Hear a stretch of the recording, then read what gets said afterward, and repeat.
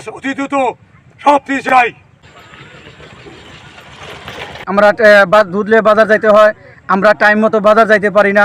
দুধ যেখানে 80 টাকা 70 টাকা বিক্রি হয়, সেই দুধ আমাদের 40 টাকা বিক্রি করতে হয়। আমাদের ছেলে সন্তানরা স্কুলে লেখাপড়া করে, টাইম মতন স্কুলে যাইতে পারে না, বাইরে থেকে বের হয় টাইম মতো, ওই বাচ্চা খেয়ে কাটে 2-3 ঘন্টা লেগে যায়। তখন খেয়ে করে বাচ্চাটা ঘুরে বাড়িতে আসি, স্কুল যাইতে পারে না। আমাদের মা বোন বা আমরা অনেক সময় রুগী হয়ে যাই, আমরা টাইম মতন রুগী হাসপাতাল যাইতে পারি না। এক ব্রিজটা যদি চালু হয়ে যায়, অন্তত 40 থেকে 45টা গ্রাম যাতায়াত করতে পারবে।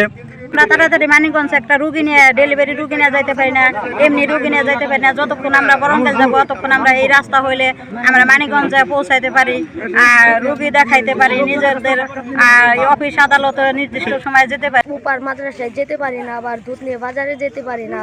দুধ নিয়ে বাজারে যাওয়ার সময় কতদিন ঘুরে আসি, দুধ নেয় না, দেরি হয়ে যায়, আবার অনেক সমস্যায় পড়ি আমরা।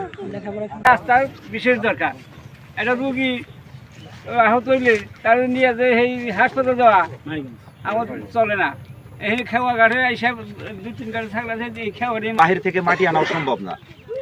আমাদের এই নদী থেকে গত 17 বছর ব্যক্তিগতভাবে এরা ডেজারের ব্যবসা করে খাইছে।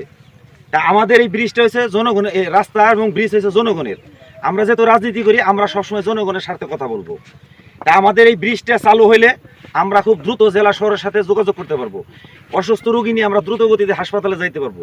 সেই দৃষ্টিভঙ্গিতে আমরা এই ব্রিজ এবং রাস্তার কাজ, ব্রিজটি চালু করার জন্য মাননীয় ইউনো মহোদয় এবং আমার মাননীয় সংসদ সদস্য জনাব এস.এ. জিন্না কবির সাহেব, ওনার মাধ্যমে ওনাদের দৃষ্টি আকর্ষণ যে আসলে বৈধ সরকারের যে বৈধ কন্ট্রাক্টর, তার মাধ্যমে এই কাজটা আমরা পরিসমাপ্ত ঘটানোর দ্রুত চালু করার জন্য আহ্বান জানাচ্ছি। আপনারা জানেন এই ব্রিজটা সিন্ধুর মাসে শুধু জিওর দৌলতপুর ধামসর এবং কাবারে বন্ধু হাই রোড সমস্ত দরকার। তাই আপনারা সবাই একটু এই কাজ তাড়াতাড়ি করবে এবং সে এমপি সাথে শেয়ার করেছে কাজ শুরু করা যায়। এমপি সাহেব সম্মতি দিয়েছেন, কাজ তাড়াতাড়ি হবে। যেখানে যা বলার দরকার আমি বলে দেবো। এমপি সাহেবের কাজের বিষয় খুব আগ্রহী, সে চায়